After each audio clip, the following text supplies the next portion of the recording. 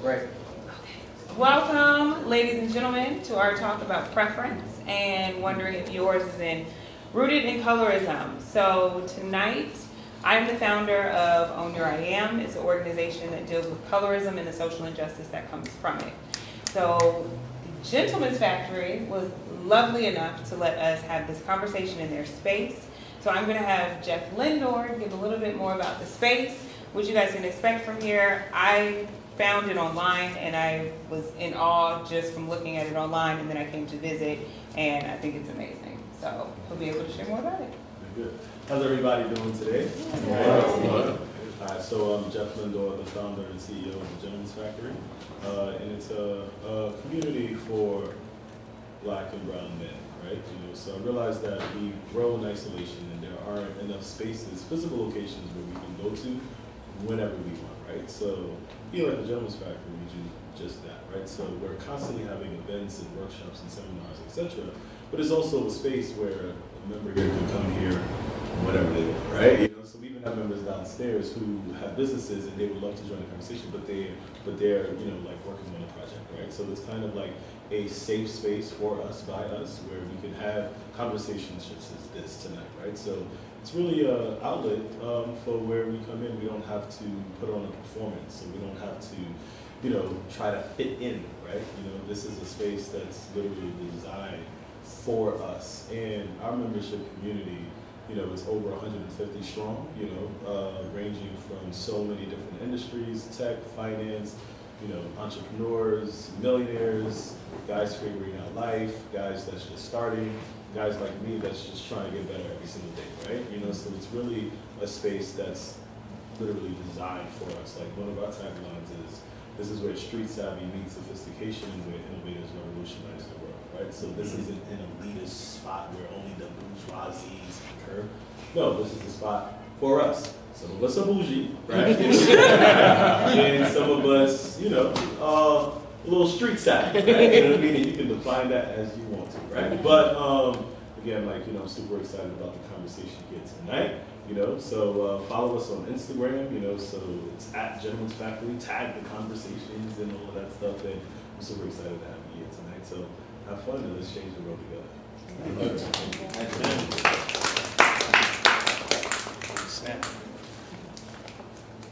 Okay, so once again, welcome for just being open to having this conversation, because this is a talk back. So this is not a panel, this is not a presentation. We're literally wanting to have a healing conversation amongst Black men and women about colorism in dating and what preference looks like and when that turns into bias and all of those things. So a little bit about colorism. If people don't know, the definition of it is prejudice against one's skin tone, facial features, hair texture. So texturism, all of that is within colorism. So it's not separate, it's not something different, it's all under the umbrella of colorism. So if you think someone's nose is too big, that's colorism. If you think that someone's lips are too big, that's also colorism. The texture of the hair is too coarse. All of these things fall under the umbrella of colorism. Within dating, these are a lot of preferences that people have, whether they want someone who looks more European with a smaller nose. Haven't really found too many Black men that want women with smaller lips, but that could be a thing that you want. Just keeping it real.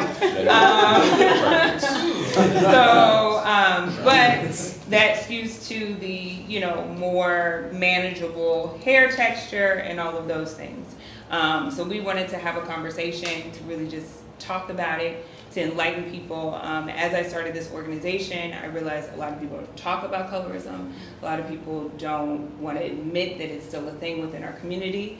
And with Chris Brown and his song that came out earlier this summer, where he said he only dates girls with a certain texture hair or something like that, and people, Black Twitter just went at him. He was saying that was just his preference. So that's what got me to think we really need to have this conversation around preference, because it's one thing to have a preference, but it's another thing to have a bias. So I enlisted these two gentlemen to my left and my right. Cyrus, Aaron, introduce yourselves to the people, please. Cyrus Aaron, creative storyteller, happy to be here and contribute to this conversation. He's also an activist, very humble today. Okay. Activist, playwright, all of these things. And Enitan Bereola, who is my dear family. Family rattler. Okay. I've known this man for many, many years, and I'm just so glad that he could fly in to be with us today. Yes, So, keep in mind, tell so- people what you do if they don't know. I have conversations like this and write about them. I wrote 3 books that became bestsellers, and thank you, brother. I recognize you from the video with Mike. Dope work, man. I don't like talking about myself in that way. I do a lot of really dope stuff, really dope creative stuff across the spectrum, but best known for my writing. Yes, he's an amazing author, and so I wanted them to have the conversation. So we'll just start it off. This kind of played into how I kind of envisioned the room with majority of the women on one side and majority of the men on the other side. Just relax. Didn't even say anything. Didn't Because even you had know that in instruction. mind, but you didn't say it. You didn't say it, but this Oh, is how wow. Did things that naturally happen? Yeah. Yeah. Yeah. Very interesting. This is how we gravitated. That's a true. That's crazy. So yeah, so we'll start it off with a few questions. We'll talk anecdotes and all of those things with us as well. We can start with anecdotes. So Cyrus, was there any time where like colorism played into your dating life? Whether it was something that you were looking for, or someone came to you and was like, "Yeah, no, I date only light-skinned men." For sure, in my dating life, as far as my own preference, I think. Well, let's start here. I know that we are coming up and have lived our lives in an anti-black system, right? Which is also anti-African, and so we have learned and received information that has always been to the detriment of us being able to love ourselves, and so we carry the same tools of self-destruction. And so even for me growing up, of course, what I saw represented on TV and media, if it wasn't white, it was light skin.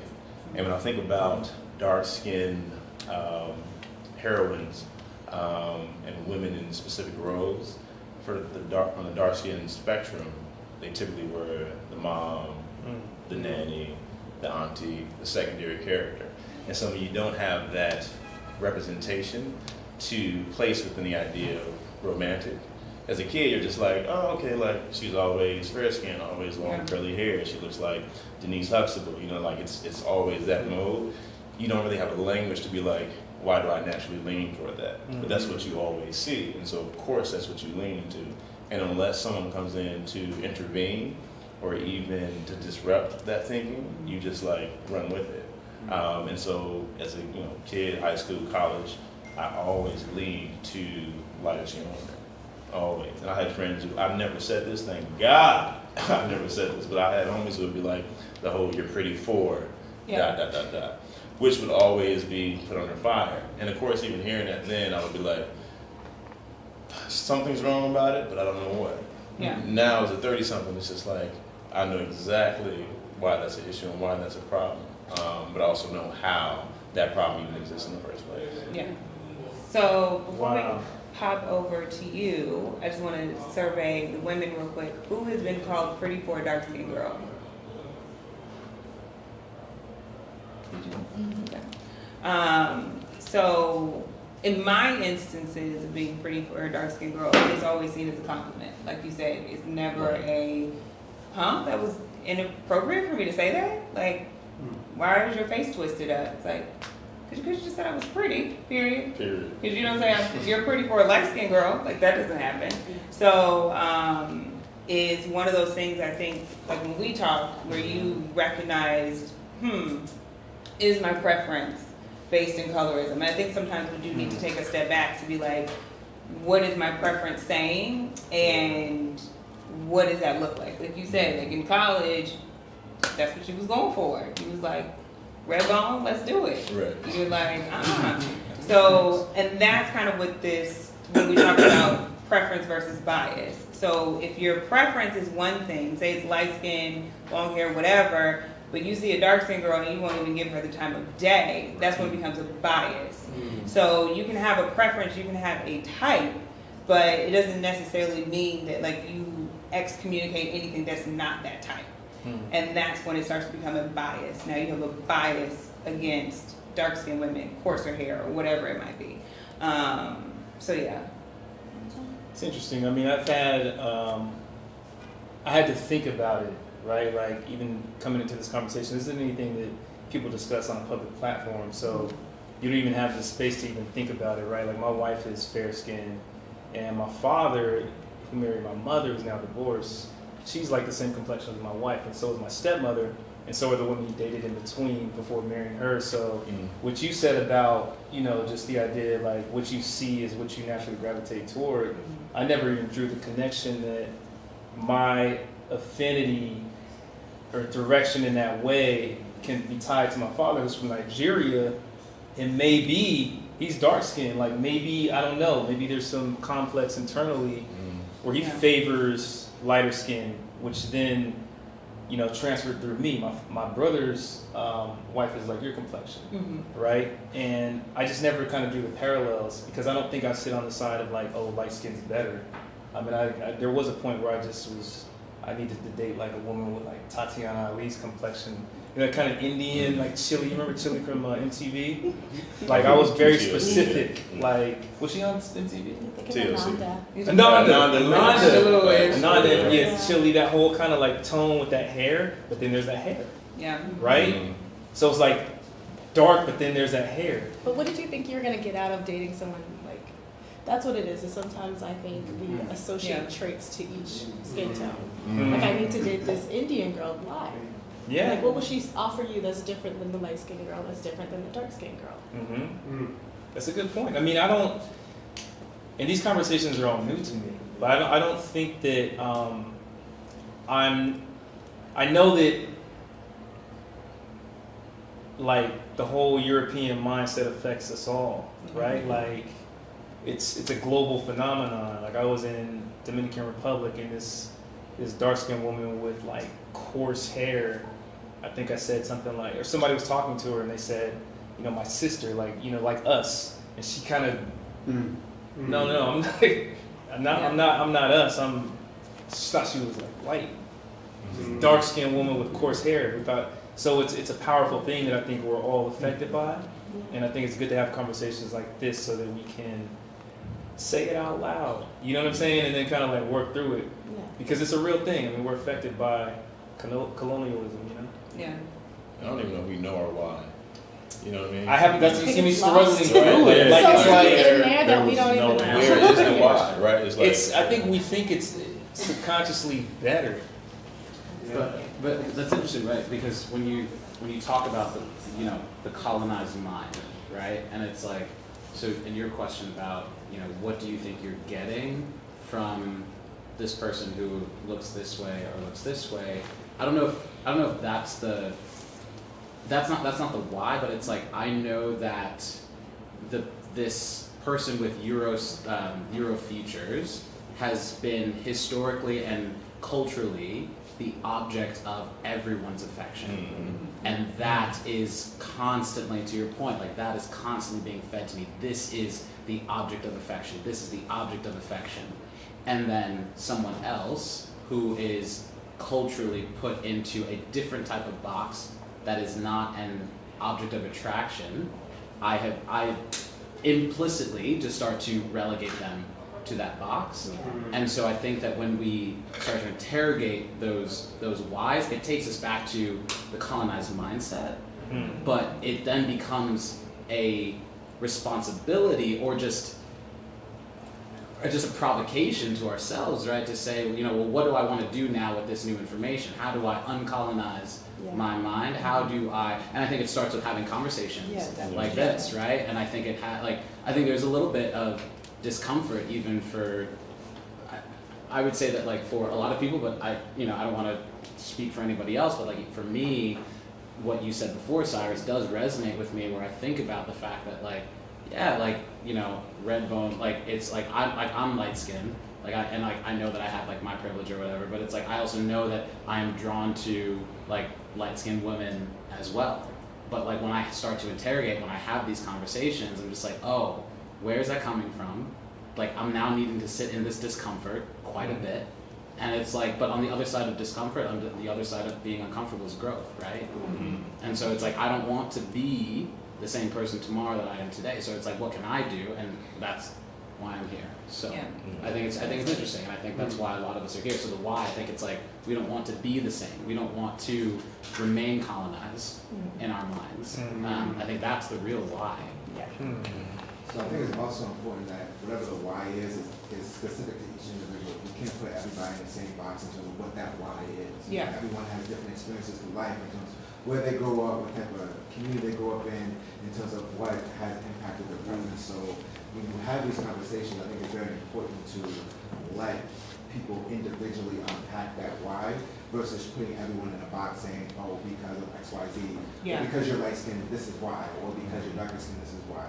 I think it needs to be both sides need to be very open in terms of having that conversation, both on why you may have that preference and also a person asking why you have a specific preference. I think historically, you know, it was almost rooted in survival, where, you know, like the Eurocentric look, it allows you to traverse this landscape in a safer way than the brute black man or the, you know what I'm saying?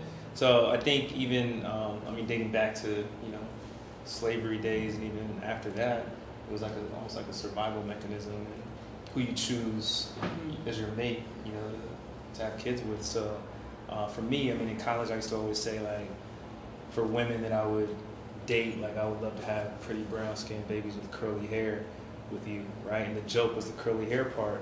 And even thinking back on that, how ridiculous that, did you ever hear me say that in college? Not to you, just in general. So. Probably not. Okay. But just going back again, it's such a crazy mentality to even come up with a notion like that, right? Like brown skin but curly hair. It's like you're dipping one foot in and then still going back. Yeah. You know what I mean? It's interesting, and these are things that I'm just now thinking about. Yeah. I'd say I have a daughter now and one on the way. And one on the way? One on the way, yeah, it's real life, brother. When? Do Thanksgiving Day. Oh! Pray for I got a daughter doing March, man. Yeah, man, congrats first. Yeah. So the thing of like what the baby would look like and this skin complexion, that wasn't really that was never really a thing for me. The thing for me, I think as a man, was more so if I have a son, I want my son to look like me, you know, and that wasn't something that I really rectified until like after I didn't even think about the fact that I could have a son and he looked like my wife's father or something. You know what I'm saying? Like that was a little weird and that was hard to come to grips with. Like, man, that's gonna be, you know what I'm saying? Like, and that sounds like a diss. It's no, that wasn't the point. But I'm just saying, like, you hear these stories that are so fantasized about, you know, you had your son and it's like you look into a mirror and that's your son and your son. But what it challenged me to do was to break a lot of misnomers that I had about fatherhood in general. You know, like I love sports, I love music, I love all that. What if he want to be a scientist and he like lacrosse? I don't know lacrosse. I'm gonna have to pick up a lacrosse thing and figure it out. You know what I'm saying? So I think the challenge is whatever those misnomers or whatever those kind of weights that we have on our shoulders that we shouldn't, to try to throw those things off and just let the chips fall. Love your kids regardless. You know what I'm saying? And let it be. Like my daughter, people say looks like me, but she has my wife's head, like wife's head, my face, you know, and the next one might have my head, her face, whatever, you know what I'm saying? But for me, that wasn't the thing. It was more so just breaking the deeper notions for me of like, what if my kids aren't into what I'm into? Then what do I do? You know what I mean? But I know that's not the purpose of this conversation, so. But next time, let's deal with that so y'all can help me. Appreciate it. We got you next time. Let's set out. I went to school in the South, like in Savannah specifically, and it's like heavily. Yeah, and it's like heavily colorist, or it's like heavy in colorism, to the point where like the friends I had, like the guys especially, if they saw a girl that was like, that they could like perceive she was wearing a wig or something like that, or they'd be like, oh, she wearing that wet and wavy wig, she perpetrating the breed. And I was like, excuse you? Like, and so they would be really out here like combing through women's features like, oh no, if she got that hair, I can't. If she doesn't look European or have like a shirt and shade, I'm not even going for it. And I was just like, that was my first time really being around that kind of atmosphere, and I was just like, this is a real thing. Like, people are out here thinking like this, and yeah, it was like intense for me for sure. Mm-hmm. And the sad thing about it is that it's a borrowed perspective. Like, it's not even genuinely how they feel, because the point around the room is they haven't necessarily processed what they really truly like. Yeah. This is what will be accepted. Yeah. This is what They don't- I I don't know believe that will they be know what they approved, like. right? They have no I don't know idea, that they know like, what they and like. we all kind of go through that. Like, Yeah. it takes, unfortunately, time. Or now as a 30-something-year-old man, I can say I know what I like. But growing up, I can tell you that it was like light-skinned women are attractive. Not that darker-skinned women weren't, but I couldn't even quite be able to like say it because I couldn't see them in that way, right? And what does that do? It doesn't even allow me to give a basic compliment, to say like, sis, you're gorgeous, right?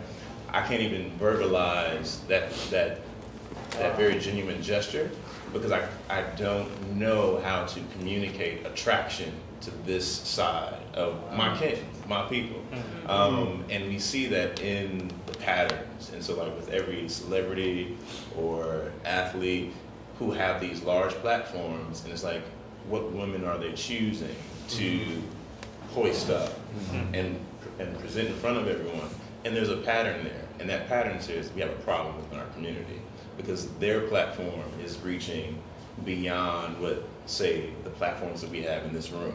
Yeah. And so then how do we disrupt that larger platform? I think we have to be able to, in these intimate spaces, if we don't know tonight, begin to do the work tomorrow and the day after, and have conversations with my brother, and have conversations amongst sisters, have conversations between brother and sister, and be like, we have to make decisions and know why these are our choices.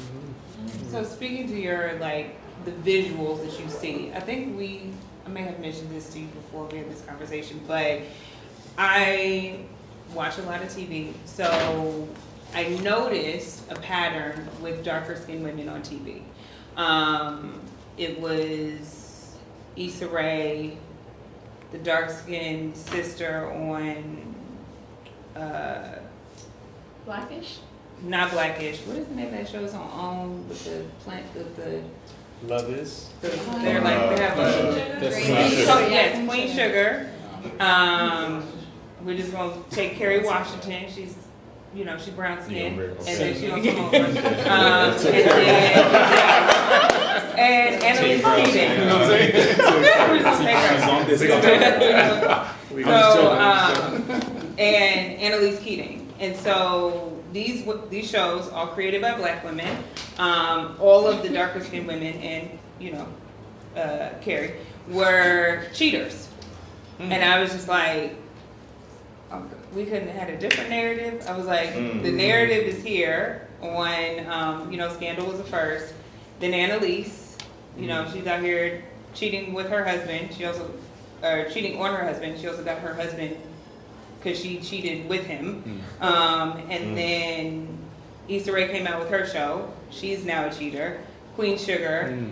I was like, well, can we get a dark skinned woman who's not cheating? Like, can we please? Like, but it puts out a narrative where, in Bill Duke's Dark Girls documentary, he talks about dark skinned women being fetishized and being seen as like, we can have sex with you, but we're not going to marry you, or we're not going to do these things. And so it was interesting that this narrative was still playing out in like 2017, 2018, especially from shows produced and written and started by Black women.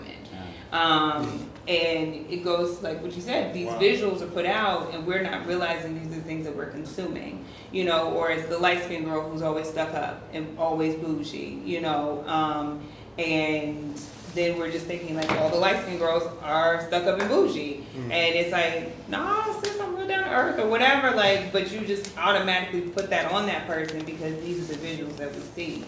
To go to the men for a second, we talked about this on our call, but there was a show that this YouTube production company, Black and Sexy TV, they put out a show called Yellow. And so the tagline was the trials and tribulations of a light-skinned man. And the show was hilarious. I love it. Please go watch it if you can. But in the very first episode, he goes on a blind date with a woman, and she just automatically says when they sit down, she's like, well, I thought on the phone she was going to be darker.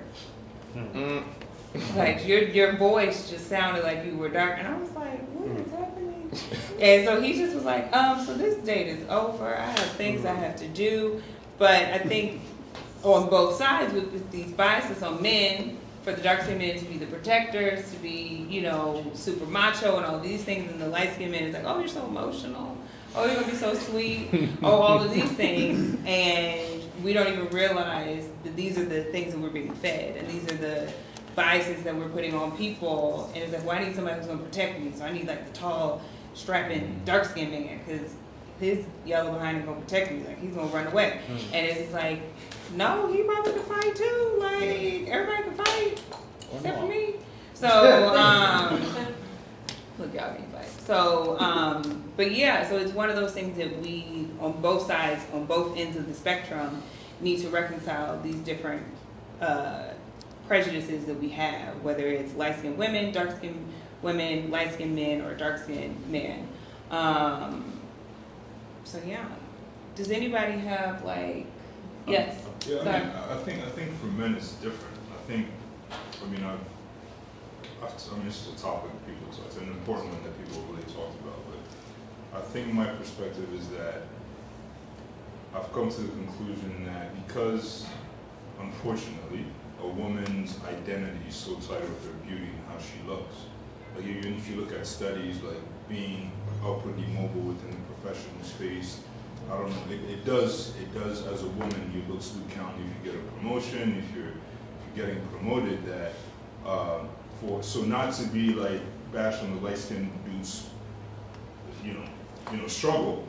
But I feel to some extent as a guy, you kind of have that privilege where looks aren't you, right? You can be intelligent, you can have power, you can have money. There's all these attributes that my mom used to say that all the time. Like, she was like, "You're ugly," but she was like,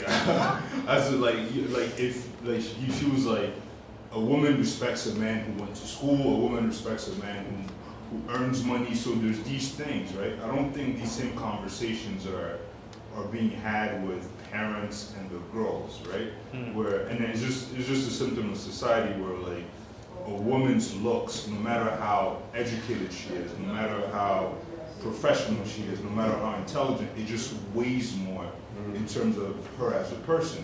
While a guy, you kind of have that privilege of, okay, you may not be a good-looking dude, but there's certain things that might attract the opposite sex, where it's, whether it's money, whether it's power, whether it's intelligence, whether just being worldly or whatever. So I think, for just kind of like to kind of make the point across that, like looks for a woman, for me, like from experience, I'm not a woman, so I stand to be corrected, but it just carries so much more in terms of what a woman is. Like we even have studies where literally like it's baffling where women who are less qualified but happen to be prettier than the other gets promoted. Like that's crazy.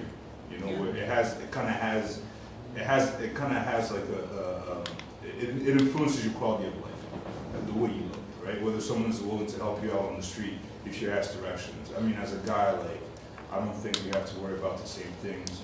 Like if someone doesn't help us, we don't get the job. We're not like, am I good looking enough or something like that? I don't think we ever come good for that question. We're beyond dope, right? Not because we're better than anybody, because of the shit that we've been through, But we are and we just still look like better. We mentioned everything. I was at You know. I was at CultureCon last week, and I was just looking around. I was like, look at all these, like, we've been through the most shit, period, and we still look like this? Yeah. We look Yeah. better than what we should look like. Are you, we don't look like what we've been through. We don't look like what we've been through. No, like you what wouldn't we even did know. If you didn't know us, you wouldn't know. So it's crazy, the notion that, like, black women are considered, black women are like way up there, period. Yeah. I don't have to tell you that. But in society, you're considered the least of these things. Like, that's crazy. Yeah. And we buy into that. Like, we believe that. But it's also who controls the narrative, right? So it's like, I mean, we all agree, I mean, I hope we all agree that our women are way far and beyond anybody else, but I don't think you can diminish, like, someone not to, I kind of disagree about the real recognize real stuff. I think it ties into your point. I think also the most important part, because I have a friend who's married, has 3 daughters, and him and his wife constantly, like, age 3, 2, and I think like 1, whatever. But they constantly kind of like put these positive messages on their daughters, like, you're beautiful, Ainsley, you're beautiful, Alex, you're beautiful. And I think that's the easiest part, right? Instead of coming to adulthood and have to kind of deconstruct all this stuff that you learn as growing up, is that from such a young age. It also speaks to, like, white supremacy, man. Like we don't control the mass media. We don't control the means of production. You know, the dominant culture controls it, and they're going to, like, there's an African proverb is like the victor gets to tell the story, right? Like that's the reality of things. They have a monopoly on wealth and power, hence they can push for what type of image to them is an image of beauty and what's good with the woman, what's good with society, or whatever. I think living in a city like New York City, like, I'm not from here, but I went to university here and I've been living here for a while. You know, coming across, like, different people in very metropolitan areas where you have kind of exchange of ideas in circles like this, spaces like this, where people can bounce off whatever perspective, you might disagree, but I mean, I don't think you can undermine how influential the society you live in has kind of a say on what you value, what you think is beautiful, what kind of woman. Like, that cannot be detached. We're not living in silos. We're not living in vacuum of everybody else, right? Even within us, there's that, and that's to tell you the power of white supremacy. That's what it comes down to. Like, everywhere. Like, if you go to the Latin American countries, you go to Dominican Republic, very anti-black kind of country. Like, they have the Colorism. You go to Brazil, same thing. They did. Colorism is in every society of color. The only society that it is in that it predates colonialization is the Indian community. So it is ingrained in their religion. But it plays to, like what Cyrus says, like, once you know better, you do better. You know, so in research for my organization, I really wanted to find out where the roots of colorism were in all societies. But with the African American society, especially coming off of slavery, the formation of, like, the Blue Vein Society. The lighter you were, the more we can see your veins. This is upper echelon that you were in. I also found out about fraternity parties where there was, like, a tax on how dark skinned your date was. You had to pay more to get in. So these things, these are not very far removed from us. But as we know better, we do better. I haven't heard of any of these parties. They weren't when I was in college. Hopefully not. But these are things that were ingrained in our society because of the house and field mentality that we had. There is, like, a beautiful book. It's called The Wife of My Youth, and it's basically about this very mulatto man who has to decide whether he's going to be with the wife of his youth, who is dark-skinned, former slave, or this new woman who is a part of this blue vein society. So these things are not very far removed from us in our psyche, even in 2019. So once we can recognize that, like I said, with all the imagery of the people who were cheaters, a lot of people didn't know that, and connect the dots. So if you are just taking in these things and being like, okay, well, this is just, a show, it is what it is, and you're not connecting the dots to see like, okay, what is this imagery that I'm being fed? Especially the men, they could just be fed this information and just be like, okay, it is what it is. Or the women see these things and be like, well, I'm never really going to be the wife. Or I'm never really going to be this. I'm just going to be the side. Or I'm always going to have to find my affection somewhere else outside of this relationship. One second, JP. So I think once we look at the visuals that are coming into our spaces a little bit closer and connect the dots between all of them, we can see these different things and recognize them and be like, this is not a narrative that I ascribe to.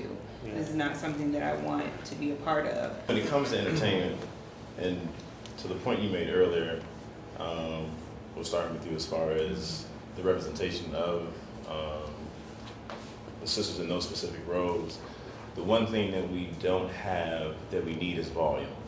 So it's not that the shows are terrible, it's not that the actors are terrible, it's just the unique storyline for those specific characters unfortunately leans in a certain way.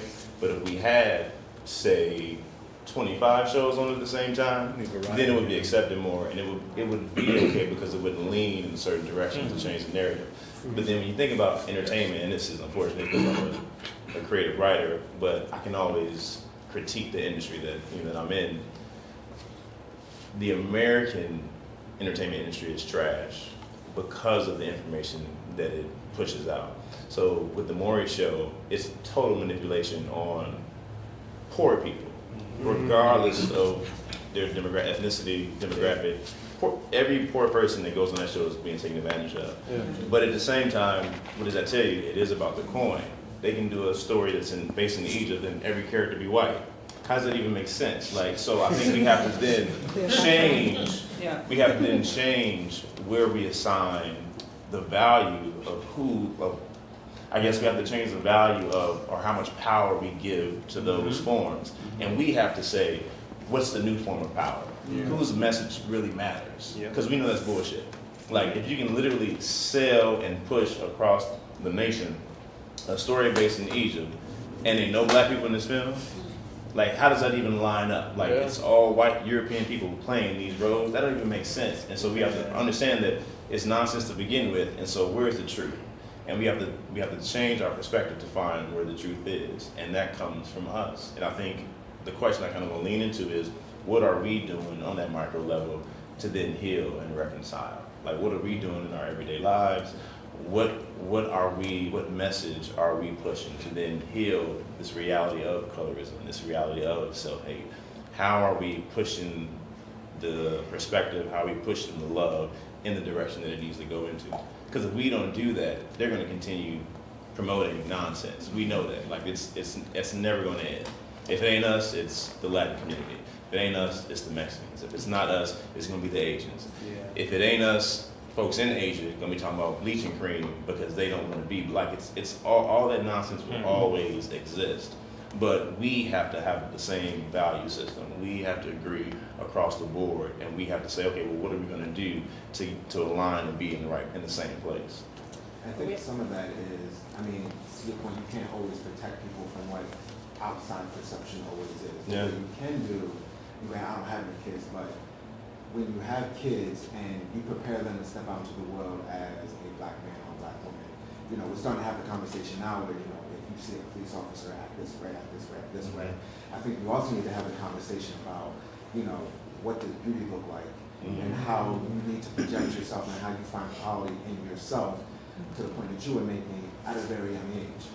You need to start impressing that on young kids early on, prepare them to go out into the world, because no matter what someone may perceive you because you look a certain way or a certain complexion, whatever it may be, your value is still the same way, no matter what. So I think it really happens at, you know, that impressionable ages. You need to make sure that you are exposing your kids to different areas of what beauty looks like. So I think that's very important to do that in order to start changing the narrative, because as they get older, they don't look at the same thing the way that we may look at our parents look at it.